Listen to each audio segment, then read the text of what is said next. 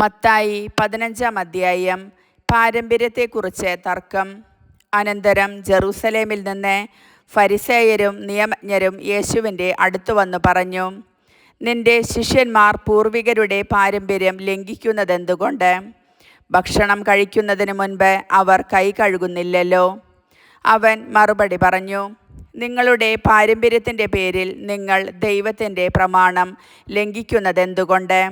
പിതാവിനെയും മാതാവിനെയും ബഹുമാനിക്കുക. പിതാവിനെയോ മാതാവിനെയോ അധിക്ഷേപിക്കുന്നവൻ മരിക്കണം എന്ന് ദൈവം കൽപ്പിച്ചിരിക്കുന്നു.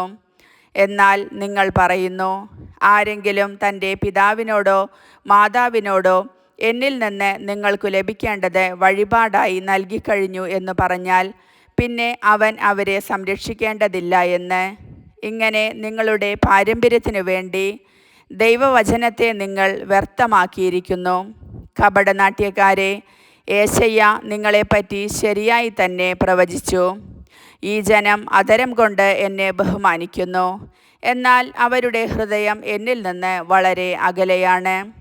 അവർ മാനുഷിക നിയമങ്ങൾ പ്രമാണങ്ങളായി പഠിപ്പിച്ചുകൊണ്ട് വ്യർത്ഥമായി എന്നെ ആരാധിക്കുന്നു. ആന്തരികവും ബാഹ്യവുമായ ശുദ്ധി.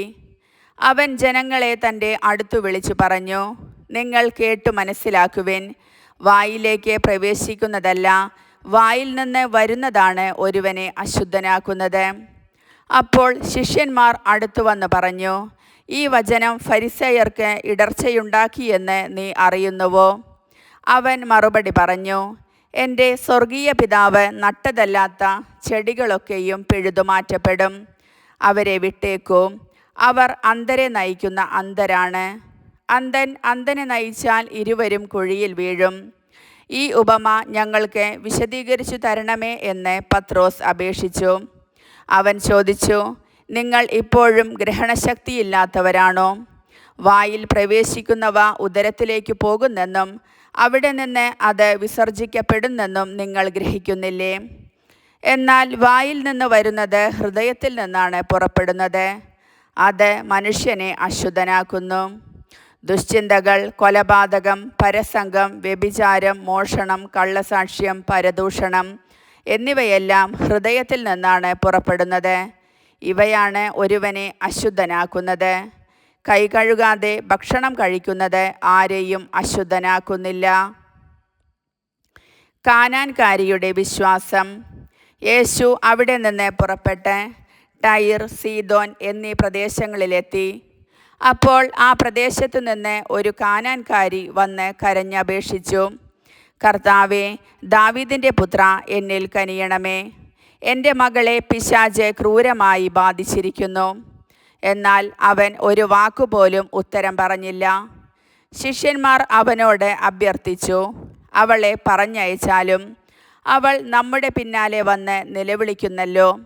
അവൻ മറുപടി പറഞ്ഞു, ഇസ്രായേൽ ഭവനത്തിലെ നഷ്ടപ്പെട്ട ആടുകളുടെ അടുത്തേക്ക് മാത്രമാണ് ഞാൻ അയക്കപ്പെട്ടിരിക്കുന്നത്. എന്നാൽ അവൾ അവനെ പ്രണമിച്ച്, കർത്താവേ, എന്നെ സഹായിക്കണമേ എന്ന് അപേക്ഷിച്ചു. അവൻ പറഞ്ഞു, മക്കളുടെ അപ്പമെടുത്ത് നായ്ക്കൾക്ക് എറിഞ്ഞു കൊടുക്കുന്നത് ഉചിതമല്ല.